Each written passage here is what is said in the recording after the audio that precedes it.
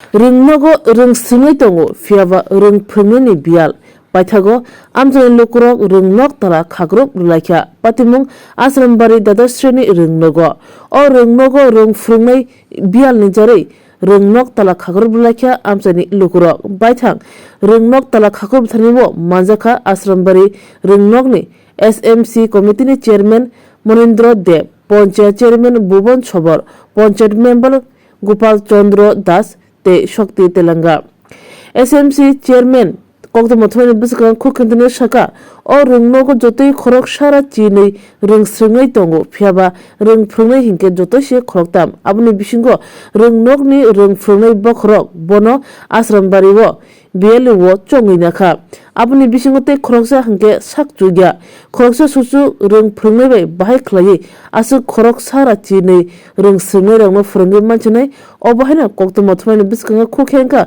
SMC chairman আমি আসারম্বরী স্কুলের SMC chairman Narendra Chandra দেব আমার নাম।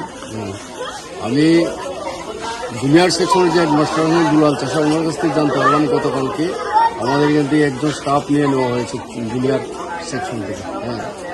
স্টাফ নেওয়া হয়েছে আমাদের এখানে 4 জন টিচার আছে, 112 জন ছাত্র আছে।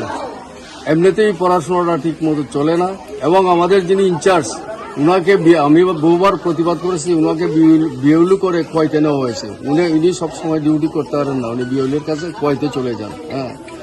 কাজেই আমরা এই যে শিক্ষক বদলি হয়েছে সেই বদলিটাকে রোধ করার জন্য আজকে আমি যখন ওনার কাছ থেকে জানলাম তখন আমি আমার এসএমটি কমিটির সমস্ত গার্জিয়ানদের সঙ্গে আলোচনা করে আজকে সবাইকে ডেকেছি এবং আমাদের দাবি দপ্তর থেকে কেউ আসুক, দাবি পূরণ করুক। আমাদের আরেকটা দাবি থাকবে, যারা ডেপুটেশনে গেছে তাদেরকে আমার এখানে আনা, শুধু এটা নয় হাই সেকশন হচ্ছে সেই অবস্থা। আমরা লিখিতভাবে অনেক আবেদন করি কিন্তু কোনো কাজ হয় না।